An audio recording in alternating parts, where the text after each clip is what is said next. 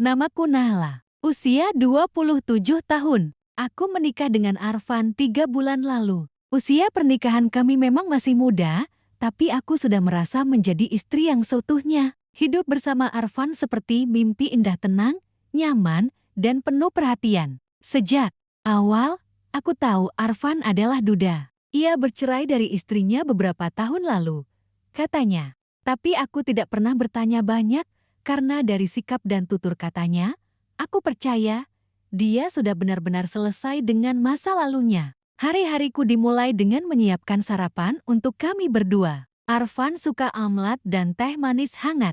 Tiap pagi, ia selalu mengecup keningku sebelum berangkat kerja. Doain biar kerjaannya lancar. Ya, sayang, katanya. Dan aku akan tersenyum, mengangguk, seperti istri manapun yang mencintai suaminya sepenuh hati. Naila sedang memasak di dapur. Ibu mertua, Bu Rini, duduk di meja makan sambil membaca koran. Bu Rini, Mala, kamu pintar masak ya? Dulu Arfan jarang makan di rumah. Sekarang, lihat, berat badannya naik terus. Naila tersenyum.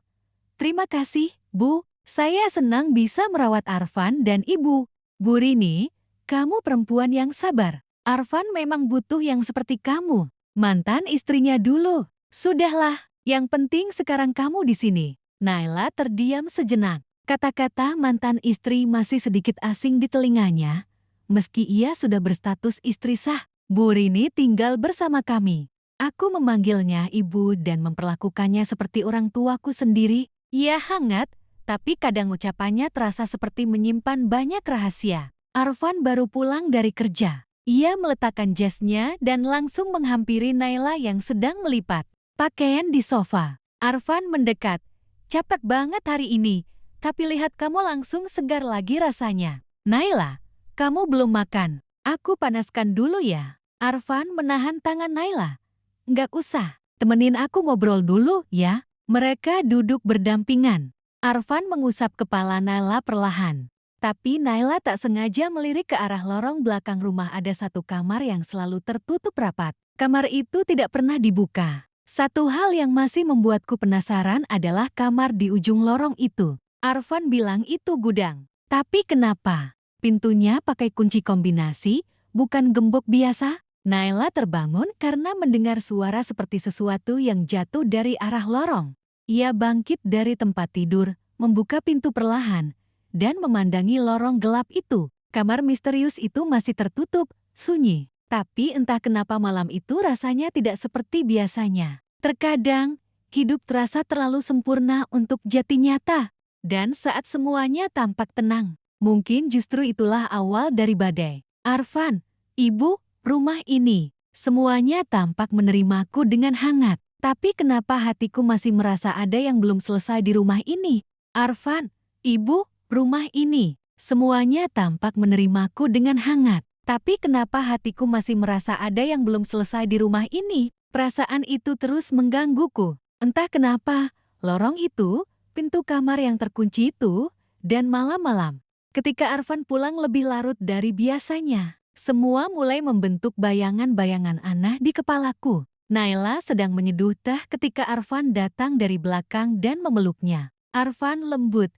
Semalam kamu melamun di tempat tidur. Mimpi buruk ya? Naila tersenyum, tapi canggung. Enggak, cuma susah tidur aja. Aku dengar suara dari lorong. Arfan langsung terdiam sepersekian detik, lalu tertawa singkat. Arfan, itu pasti tikus. Rumah ini memang udah tua. Naila pelan. Aku boleh bersihin kamar ujung itu enggak? Supaya enggak ada tikus juga. Arfan lebih tegas. Enggak usah, itu cuma gudang berisi barang-barang lama. Enggak penting. Semakin aku dilarang, semakin besar rasa penasaran itu. Aku tahu aku tidak boleh curiga pada suamiku. Tapi bagaimana bisa aku merasa tenang kalau kebenaran selalu ditutup-tutupi? Naila sedang merapikan lemari pakaian. Saat menarik laci terdalam, ia menemukan sebuah skarf berwarna biru dengan sulaman inisial D, R. Itu bukan miliknya. Bahkan, bukan gaya pakaian Naila sama sekali. Aku tahu semua bajuku. Semua selimut dan skarf yang kubeli, bahkan sarung bantal pun kuingat motifnya. Tapi ini, Sulaman rapi dengan inisial D. R. Siapa D? R. Arfan bilang ia harus lembur di kantor. Naila berdiri di depan jendela menatap mobil Arfan yang berlalu. Tapi 15 menit kemudian, suara motor terdengar masuk pelan-pelan dari gang belakang rumah. Itu bukan suara motor Arfan. Tapi kenapa masuk ke garasi rumah kami? Naila diam-diam keluar kamar. Lampu lorong masih menyala redup. Ia melangkah pelan menuju ujung lorong, lalu berhenti di depan kamar yang selama ini tertutup. Kuncinya tidak terkunci malam ini. Untuk pertama kalinya sejak aku tinggal di rumah ini, pintu itu terbuka sedikit. Ia mendorong perlahan. Kamar itu gelap, tapi wangi parfum samar menyambutnya, wangi bunga melati, bukan wangian yang biasa ia pakai. Ada kopir, ada cermin berdiri, dan ada sepatu wanita di sudut ruangan. Baru terawat, bukan barang lama. Lalu terdengar suara dari balik tempat tidur, helaan napas pelan, dan suara berbisik lirih. Naila panik. Ia menutup kembali pintu itu, cepat-cepat kembali ke kamarnya sendiri, dan duduk di lantai dengan tubuh gemetar. Tidak mungkin ada orang di rumah ini selain aku, ibu, dan Arfan, kan? Tapi siapa yang tidur di kamar itu malam ini? Siapa yang wangi parfumnya tertinggal di udara? Malam itu, aku tidak tidur, bukan karena suara lorong, tapi karena akhirnya aku sadar, aku tidak benar-benar sendiri di rumah ini. Malam itu, aku tidak tidur, bukan karena suara lorong, tapi karena akhirnya aku sadar, aku tidak benar-benar sendiri di rumah ini. Dan pagi ini, firasatku terbukti saat aku melangkah ke ruang tamu. Seisi dunia seperti membeku di tempatnya. Nala mematung di ambang pintu kamar. Dari ruang tengah, terdengar suara piring beradu dan gelas yang disusun di meja. Tapi bukan Burini yang biasanya menyiapkan sarapan, melainkan seorang wanita asing. Wanita itu mengenakan daster lembut berwarna pastel, rambutnya panjang dan terikat rapi. Ia tampak tenang, seolah ini rumahnya. Naila terperangah. Maaf, siapa kamu? Wanita itu menoleh perlahan, tersenyum samar, lalu menjawab seolah tidak ada yang aneh. Aku Dinda. Dan kamu pasti Naila? Ya, Dinda. Nama itu menggema seperti suara pecahan kaca di dalam dadaku. Inisial D. R. Parfum melati. Sepatu wanita. Pintu yang tiba-tiba tak terkunci. Semuanya mengarah pada satu hal. Nala menatap tajam. Naila, kamu tinggal di sini. Dinda datang mendekat.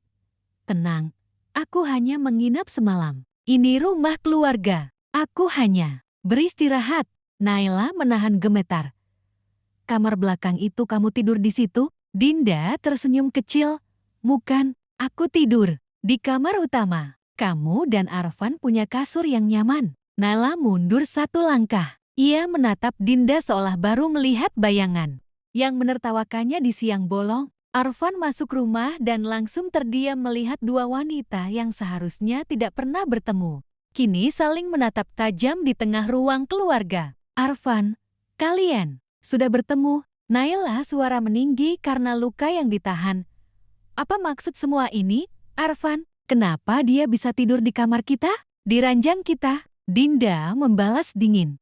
Itu ranjang suamiku juga. Kata-kata itu menusuk tanpa perlu berteriak. Ranjang suamiku juga. Dan lebih menyakitkan lagi, Arfan tidak menyangkalnya. Naila, jelaskan, Arfan.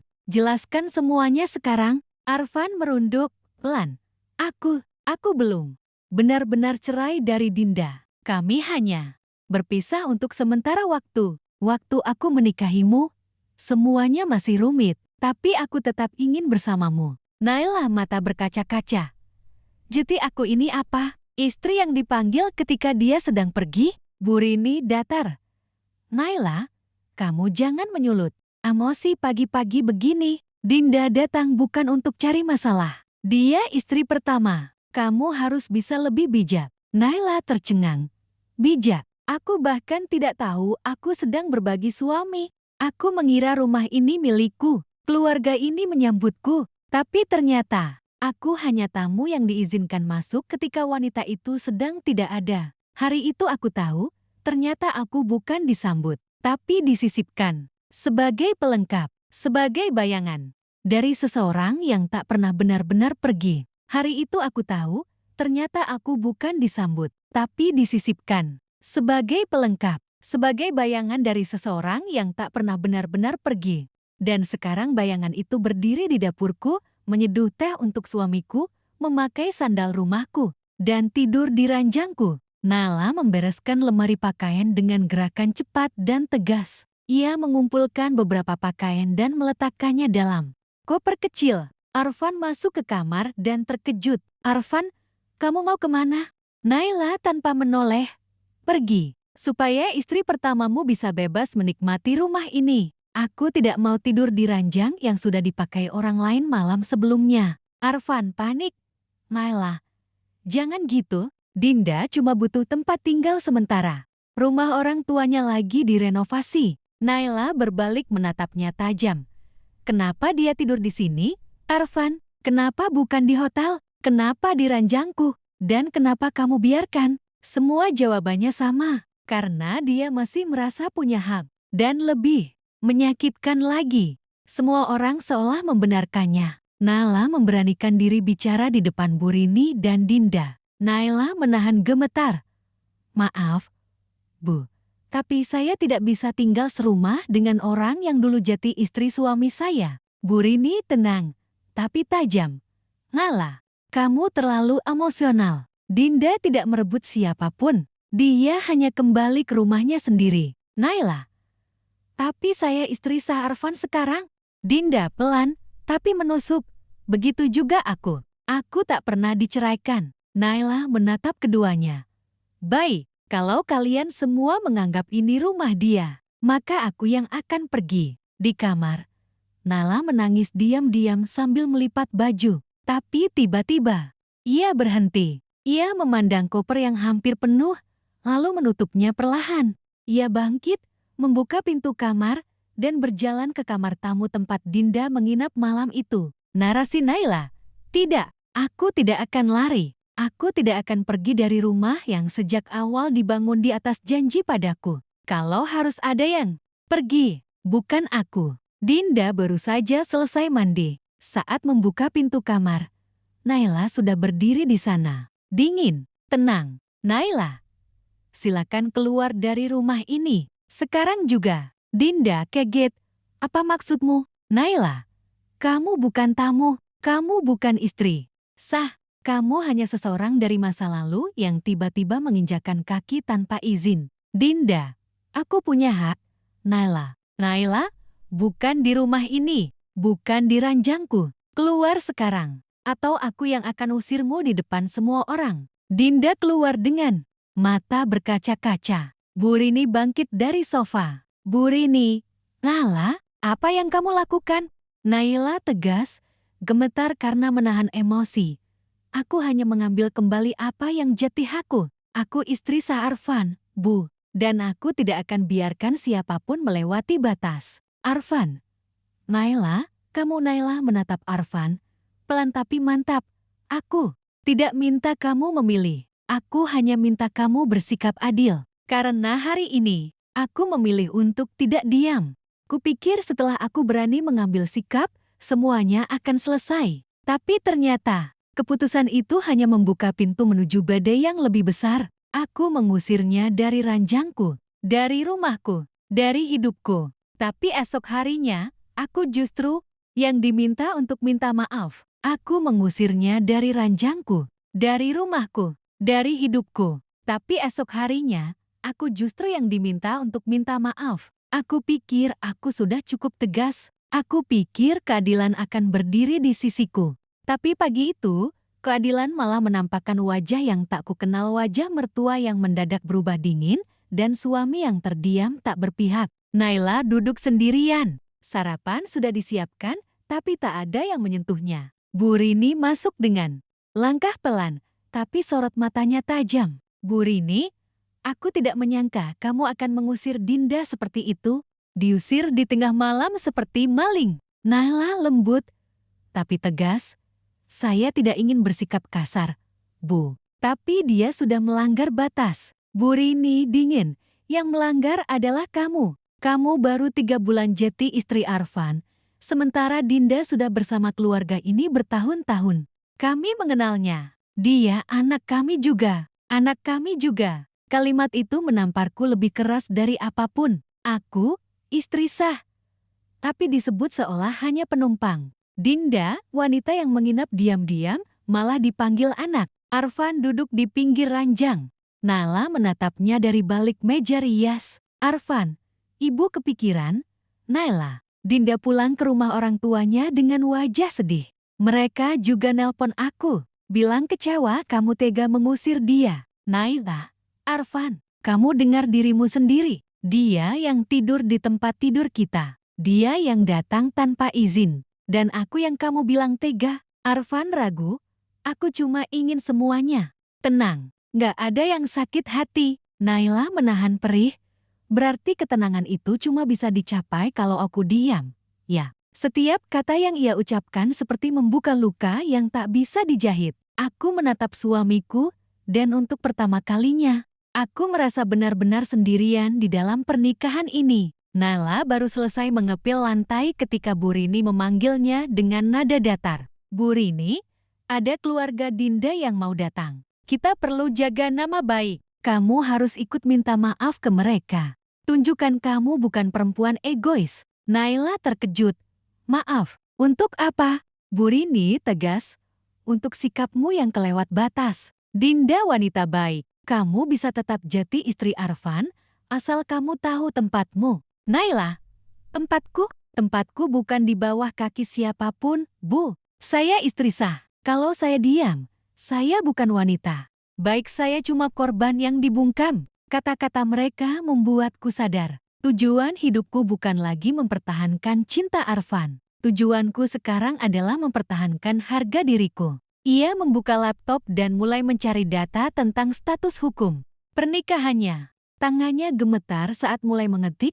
Bagaimana memastikan keabsahan pernikahan jika suami belum menceraikan istri pertama? Jika aku tak dihargai sebagai istri di rumah ini, maka aku akan menegakkan hakku di tempat lain. Di tempat yang tidak mengenal basa-basi keluarga. Di hadapan hukum, aku tidak akan minta maaf karena mempertahankan diriku sendiri. Tapi mungkin, mereka akan minta maaf suatu hari nanti, karena telah memaksaku memilih antara harga diri atau menjadi istri yang mereka inginkan. Aku tidak akan minta maaf karena mempertahankan diriku sendiri. Tapi mungkin, mereka akan minta maaf suatu hari nanti, karena telah memaksaku memilih antara harga diri atau menjadi istri yang mereka inginkan. Dan hari itu pun tiba saat mereka benar-benar memintaku untuk memilih. Tapi bukan cinta yang mereka tawarkan. Bukan keadilan. Mereka hanya ingin aku tunduk. Naila mengenakan kebaya sederhana. Ia dipaksa ikut menyambut keluarga Dinda yang datang bukan sebagai tuan rumah, tapi sebagai pihak yang bersalah. Di hadapannya duduk sepasang suami istri paruh baya yang membawa 2 anak remaja. Ibu Dinda, kami bukan orang yang suka keributan. Tapi apa yang kamu lakukan pada anak kami sungguh di luar batas, Nak Naila. Ayah Dinda, kami hanya ingin Dinda dihormati sebagaimana mestinya. Dia belum pernah diceraikan. Secara agama, dia masih istri Arfan. Naila menahan tangis tapi bersuara jelas. Tapi saya juga istri Arfan. Sah, di depan penghulu, di hadapan hukum. Ibu Dinda, kalau kamu perempuan baik-baik, kamu tidak akan mengusir istri pertama. Kami tidak minta banyak. Cukup kamu minta maaf di depan keluarga, agar masalah ini tidak melebar. Mereka tidak datang membawa penyelesaian. Mereka datang membawa kehendak. Dan Arfan yang duduk di pojok ruang tak mengatakan apa-apa. Diam, seperti tak ingin berpihak. Seperti ingin semua selesai tanpa harus memilih. Naila bergetar. Tapi mantap. Kalau satu-satunya cara agar saya bisa diterima adalah dengan merendahkan diri, maka saya lebih memilih tidak diterima sama sekali. Ibu Dinda, jadi kamu menolak. Minta maaf, Naila. Saya hanya minta satu hal, kejelasan.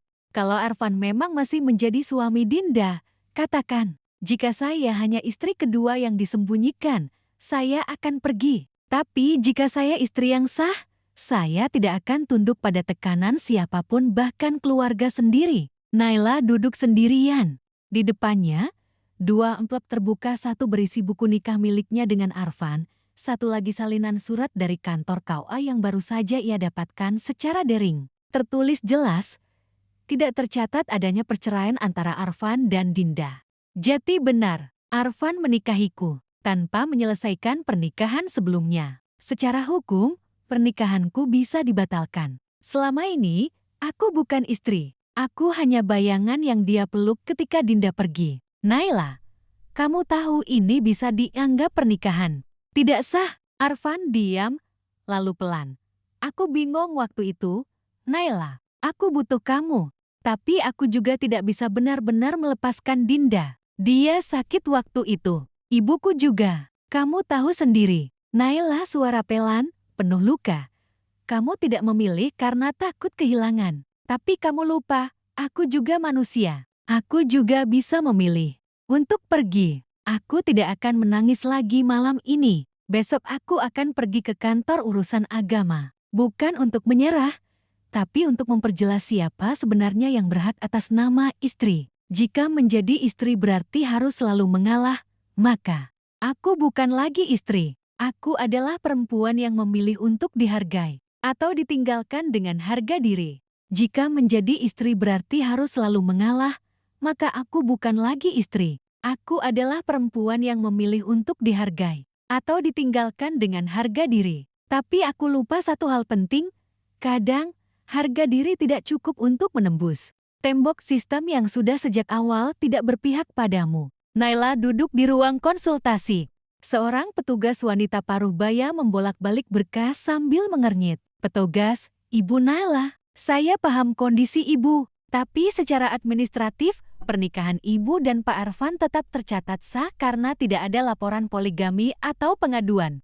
Sebelumnya, Naila pelan, tapi dia belum menceraikan istri pertamanya saat menikahi saya. Itu pelanggaran, bukan? Petugas, secara hukum, iya. Tapi karena tidak ada gugatan, tidak ada laporan resmi dari istri pertama, maka secara sistem pernikahan itu tetap sah. Aku menunggu kalimat berikutnya, kalimat keadilan. Tapi yang datang hanyalah kalimat prosedural. Jati harus menunggu Dinda mengadu, atau aku yang mengadu atas suamiku sendiri. Naila duduk di bangku taman kecil, menatap amplop berisi dokumen yang tak lagi terasa berguna. Ia mencoba menelpon Arfan. Tidak diangkat. Lalu ia menelpon nomor lain. Nomor Dinda. Dan untuk pertama kalinya, panggilannya dijawab. Naila, aku ingin bicara. Satu kali saja. Bukan sebagai saingan, tapi sebagai perempuan. Dinda tenang. Kamu yang usir aku. Naila, tapi kamu juga yang masih ingin bicara? Naila, aku cuma ingin tahu, kenapa kamu kembali? Kenapa kamu tidak menuntut hakmu secara resmi? Kenapa harus diam dan justru menyiksaku dengan caramu? Aku tidak tahu kenapa aku menelpon. Mungkin karena aku sudah kehabisan tempat untuk bertanya. Bahkan hukum pun hanya menjawab dengan pasrah. Arfan akhirnya pulang. Naila sudah menunggu di ruang tengah, dengan ekspresi tak lagi marah tapi sunyi. Naila, aku sudah ke KUA. Mereka bilang aku masih istrimu, tapi hanya di atas kertas. Arfan menarik napas panjang. Aku tahu kamu kecewa. Naila, tidak, aku kosong. Kamu membuatku menggantung antara dua status istri yang tidak dihargai atau janda tanpa penjelasan. Arfan pelan. Naila, aku butuh waktu. Naila menatap tajam. Bukan waktumu yang aku tunggu, Arfan, tapi keberanianmu. Karena kalau kamu memang lelaki yang pantas dicintai, kamu takkan biarkan dua perempuan menderita hanya demi kenyamananmu sendiri. Malam itu, aku tahu, semua jalur, logika sudah kutempuh, semua usaha telah kulakukan, tapi ternyata, aku satu-satunya yang benar-benar memperjuangkan rumah tangga ini. Tulisan tangan Naila memenuhi halaman terakhir buku harian yang lusuh. Di situ tertulis, terkadang, jalan keluar itu tidak tertutup. Ia memang sengaja tidak pernah dibuat. Dan kini, aku berdiri di depan satu-satunya pintu yang tersisa. Pintu kepergian. Aku datang ke pernikahan ini sebagai istri, tapi aku dipaksa menjadi pejuang, pelayan, dan pengalah. Kini tinggal satu hal yang belum kurelakan diri sendiri. Aku datang ke pernikahan ini sebagai istri. Tapi aku dipaksa menjadi pejuang, pelayan, dan pengalah. Kini tinggal satu hal yang belum kurelakan diri sendiri. Dan saat aku memilih pergi demi mempertahankan yang tersisa dari harga diriku, tak kusangka, justru perempuan yang kupikir sebagai musuh, menjadi satu-satunya yang menghalangiku di depan pintu. Naila berdiri di depan rumah sambil menenteng koper. Tak ada yang mengantar, tak ada yang menahan. Arfan hanya berdiri di jendela, menatap tanpa sepatah kata. Bu Rini sibuk menyiram tanaman, seolah kepergian Naila adalah hal remeh. Saat Naila melangkah menuruni tangga teras, tiba-tiba Dinda muncul dari arah gerbang. Rapi, tenang, tapi matanya menyimpan sesuatu. Dinda menahan langkah Naila. "Kamu mau pergi?" Naila pelan, getir. "Kamu sudah kembali. Aku sudah selesai di sini." "Dinda, kamu pikir kamu kalah karena kamu menyerah?" "Naila, aku tidak menyerah. Aku memilih keluar sebelum semua ini membunuh akal sehatku." Aku tidak tahu kenapa aku menjawab. Mungkin karena untuk pertama kalinya, dia tidak berbicara sebagai pesaing, tapi sebagai perempuan yang tahu rasa hancur di hati perempuan lainnya. Naila dan Dinda duduk berdua. Tak ada lagi dendam. Hanya dua perempuan yang sama-sama lelah dicintai separuh hati. Dinda lirih. "Aku pulang waktu itu bukan karena ingin merebut dia. Aku cuma kecewa. Dulu dia janji akan memperbaiki semuanya. Tapi sampai sekarang, tidak ada yang berubah." "Naila, kenapa kamu diam? Kenapa kamu tidak bercerai sekalian?" "Dinda, karena aku takut. Aku terlalu lama hidup di balik nama Arfan sampai aku lupa rasanya hidup sebagai diriku sendiri." Kalimat itu menusuk, karena aku pun merasakan hal yang sama. Aku bukan lagi Nala. Aku hanya istrinya Arfan. Dan kini, bahkan itu pun dipertanyakan. Arfan akhirnya keluar. Ia melihat dua perempuan yang sama-sama mencintainya duduk bersebelahan tapi bukan bertengkar. Mereka hanya diam dalam luka masing-masing. "Arfan, kalian berdua tidak harus seperti ini." Naila berdiri.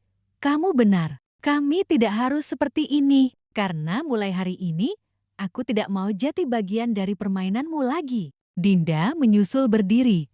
"Aku juga.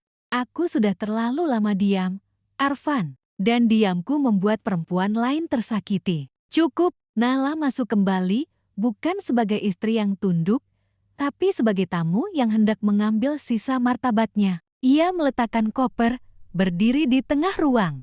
"Tamu." Naila menatap Bu Rini. "Terima kasih atas segalanya, Bu. Saya sudah tidak bisa tinggal di sini. Tapi saya harap suatu hari nanti, Ibu sadar bahwa saya tidak pernah berniat merusak keluarga ini. Saya hanya ingin diperlakukan sebagai bagian dari keluarga. Aku meninggalkan rumah itu bukan dengan kemarahan, tapi dengan luka yang tak terlihat. Luka yang mungkin butuh waktu lama untuk sembuh. Tapi saat aku melangkah keluar, aku tahu aku tidak kalah. Aku hanya memilih berhenti bertarung untuk cinta yang tidak pernah benar-benar berpihak. Kadang kita perlu pergi, bukan karena kalah, tapi karena sadar bahwa kita terlalu berharga untuk dijadikan pilihan cadangan. Kadang kita perlu pergi, bukan karena kalah, tapi karena sadar bahwa kita terlalu berharga untuk dijadikan pilihan cadangan. Kupikir kepergianku adalah titik akhir, tapi ternyata itu justru awal dari sesuatu yang tak pernah kuduga, sesuatu yang datang bukan dari Arfan, tapi dari Dinda. Naila kini tinggal sendiri di rumah kontrakan sederhana. Ia sibuk menyusun jadwal kerja barunya sebagai guru les privat. Hatinya pelan-pelan mulai tenang. Tiba-tiba ada ketukan di pintu. Saat ia buka, Dinda berdiri di sana. Naila kaget. "Dinda, kamu kenapa kesini?" Dinda tanpa banyak bicara, menyodorkan map coklat. "Aku ingin kamu yang tahu duluan. Ini salinan surat gugatan cerai yang kuajukan kemarin." Nala membeku. "Kamu menceraikan Arfan?" Dinda, perempuan yang dulu kuanggap sebagai bayangan masa lalu suamiku, kini justru menutup cerita itu lebih dulu. "Dinda, aku tahu kamu sudah tidak ingin kembali padanya. Tapi aku ingin kamu tahu, aku tidak akan tinggal diam lagi. Aku ingin hidupku kembali." Naila pelan. Aku pergi bukan karena ingin dia menjadi milikmu. Aku pergi karena aku kehilangan diriku sendiri. Dinda tersenyum sedih. Aku juga. Tapi, sekarang aku memilih untuk jadi perempuan utuh lagi. Hari itu, untuk pertama kalinya, aku memandang Dinda bukan sebagai lawan, tapi sebagai sesama perempuan yang sama-sama luka, tapi sama-sama berani mengobati dirinya sendiri. Naila hadir sebagai saksi. Dinda duduk di depan majelis hakim. Arfan hadir, tapi wajahnya kosong. Ia menatap dua perempuan yang dulu memperjuangkannya, dan kini duduk di sisi berlawanan darinya. Hakim, apakah Anda benar-benar yakin ingin bercerai, Bu Dinda? Dinda, saya yakin, dan saya sudah terlalu lama tidak yakin pada diri sendiri. Saya ingin bebas. Mungkin ini bukan akhir yang diinginkan siapapun. Tapi ini adalah keadilan yang akhirnya berdiri di tengah, tanpa bising, tanpa paksaan. Dinda dan Naila berdiri berdampingan, menatap ke arah langit yang perlahan mendung. Arfan menghampiri mereka dengan langkah berat. Arfan pelan. Dua perempuan yang kucintai, pergi dalam waktu bersamaan. Naila, bukan kami yang pergi. Kamu saja yang terlalu sibuk berdiri di tengah, sampai kehilangan semuanya. Hari itu, aku tidak hanya menyaksikan akhir dari pernikahan Arfan dan Dinda, tapi juga akhir dari kebingunganku sendiri. Karena akhirnya, tidak semua perpisahan menyakitkan. Ada juga yang membebaskan. Kami tidak lagi saling memperebutkan pria yang sama, tapi saling menguatkan. Sebagai dua wanita yang akhirnya memilih mencintai diri sendiri lebih dulu. Kami tidak lagi saling memperebutkan pria yang sama, tapi saling menguatkan. Sebagai dua wanita yang akhirnya memilih mencintai diri sendiri lebih dulu. Dan saat aku mulai menata kembali serpihan hidupku, tak kusangka, hidup memberiku undangan, bukan undangan pernikahan, tapi undangan dari masa depan, yang juga diam-diam membawa bayangan masa lalu ikut bersamanya. Naila sedang memeriksa email di laptop. Ia menemukan sebuah surel dari sebuah sekolah swasta ternama di kota. Isi suratnya singkat tapi mengejutkan. Kami tertarik dengan latar belakang Anda dan ingin menawarkan posisi sebagai konselor pendidikan. Jika Anda bersedia, kami harap Anda hadir untuk wawancara pada hari Jumat pukul 10. Naila membaca pelan. Ini bisa jadi awal hidup baru. Aku belum pernah merasa sebesar ini, tapi aku juga belum pernah merasa setakut ini. Karena setiap langkah maju, seperti memanggil kembali bayangan lama untuk menguji keyakinanku. Naila datang ke sekolah tersebut dengan pakaian rapi, senyum penuh semangat dan hati yang sedikit bergetar. Ia diterima dengan ramah oleh kepala sekolah. Kepala sekolah, kami ingin orang yang bukan hanya pintar, tapi pernah jatuh dan tahu caranya bangkit. Anak-anak butuh panutan yang nyata, dan kami yakin Ibu Naila adalah orang itu. Aku tidak pernah menyangka luka yang dulu kututup-tutupi justru menjadi alasan aku diberi kesempatan baru. Mungkin inilah takdir, bukan untuk kembali, tapi untuk berjalan lebih jauh. Saat Naila keluar dari gedung, seseorang memanggilnya dari seberang jalan. Suara itu begitu dikenal, meski sudah lama tak ia dengar secara langsung. Arfan, Naila. Naila menoleh. Arfan berdiri di dekat mobilnya, tampak lebih kurus, lebih diam, lebih asing. Arfan mendekat pelan. Aku dengar kamu mulai kerja di sini. Selamat. Naila, kamu tahu dari siapa? Arfan, Dinda cerita. Kami masih komunikasi, tapi hanya soal administrasi perceraian. Naila menjaga jarak. Aku harap kamu sudah belajar dari semua ini. Arfan pelan.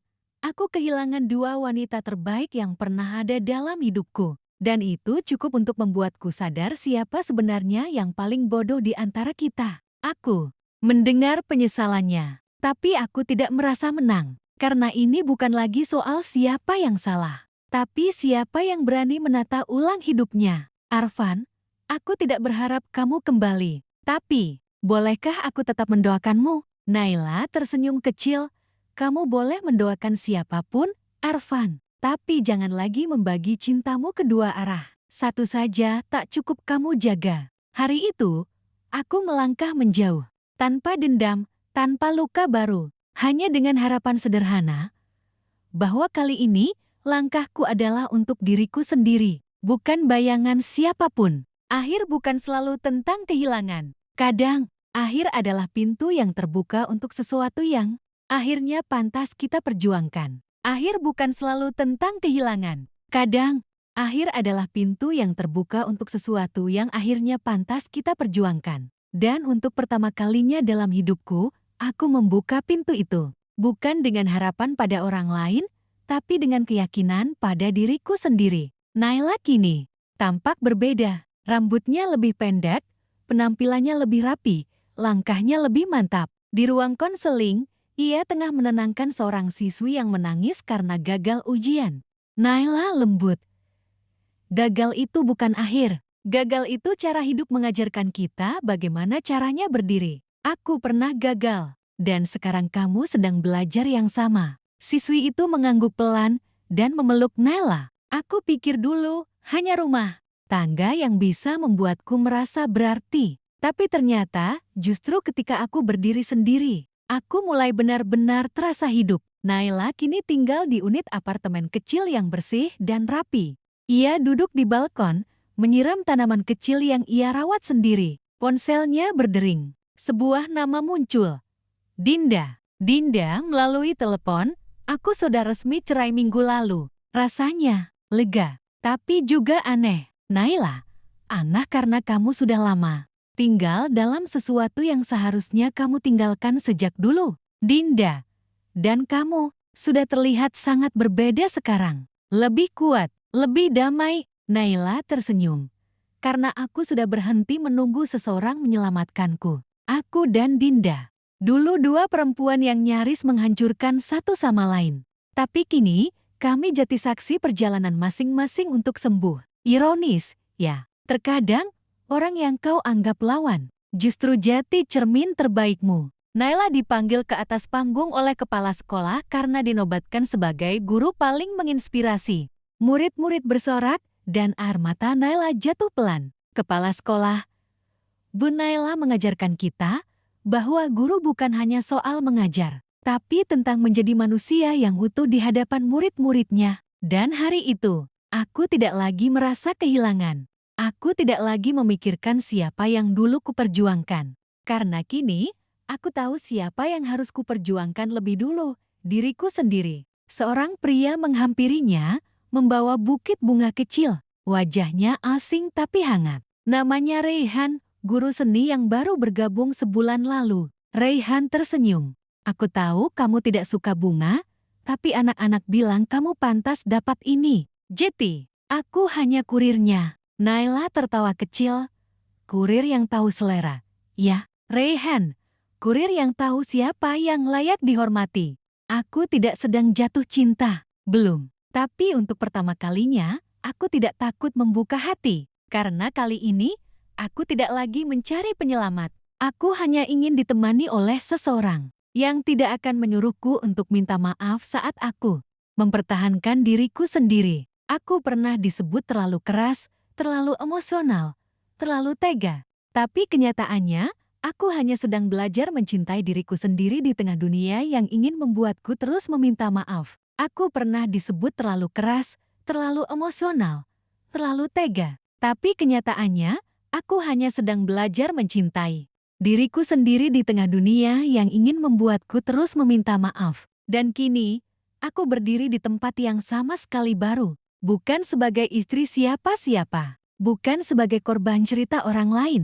Tapi sebagai perempuan yang tahu kemana dia akan melangkah. Dan tidak akan pernah lagi menunduk untuk meminta izin mencintai dirinya sendiri. Naila duduk sambil menulis di jurnalnya. Di sekelilingnya, pot-pot bunga mulai mekar. Semilir angin membawa ketenangan yang dulu tak pernah ia rasakan. Bahkan saat rumah tangganya masih utuh di atas kertas. Hari ini aku tidak lagi merasa bersalah karena memilih pergi. Aku tahu, aku tidak lari. Aku hanya menyelamatkan yang tersisa dari diriku. Naila duduk di depan murid-murid SMA kelas akhir yang sedang dilanda kecemasan menjelang kelulusan. Ia tidak memberi nasihat panjang, hanya satu kalimat. Naila, kadang kalian harus kehilangan sesuatu yang besar agar kalian bisa melihat bahwa diri kalian jauh lebih besar dari apapun yang pernah pergi dari hidup kalian. Anak-anak itu menatapku seolah aku tahu segalanya. Tapi mereka tak tahu aku hanya sedikit lebih jujur dalam melihat luka. Dan aku tahu, luka tidak membuat kita hancur. Luka hanya mengajarkan kita bentuk baru dari utuh. Rehan, guru seni, mengundang Naila untuk menghadiri pameran kecil di sekolah. Ia memperkenalkan Naila pada lukisan karya murid yang berjudul Perempuan yang Pergi Tanpa Menyesal. Rehan, itu mereka lukis terinspirasi dari kamu. Tahu, Naila terharu. Tapi aku hanya seorang perempuan yang gagal membangun rumah tangga. Rehan tersenyum lembut. Tapi kamu berhasil membangun ulang dirimu. Itu jauh lebih luar biasa. Aku tidak tahu kemana hidup akan membawaku selanjutnya. Mungkin aku akan jatuh cinta lagi. Mungkin tidak. Tapi yang pasti, kali ini aku akan mencintai seseorang tanpa harus kehilangan diriku sendiri. Ia menutup jurnalnya dan menyimpannya di laci. Kamera menyorot rak kecil di samping tempat tidur. Ada foto masa kecilnya, bunga kering pemberian murid-murid, dan sebuah catatan tempel bertuliskan, "Kamu tidak harus sempurna untuk layak bahagia." Nala mematikan lampu, berbaring, dan tersenyum pelan. Aku pernah meminta maaf karena mempertahankan ranjangku. Pernah disalahkan karena membela diriku. Tapi hari ini, aku tahu, aku tidak pernah salah. Aku hanya terlalu berani untuk disebut lemah. Dan jika suatu hari nanti aku jatuh cinta lagi, maka itu bukan karena aku butuh diselamatkan, tapi karena aku memilih untuk membuka hati tanpa menutup mata pada diriku sendiri.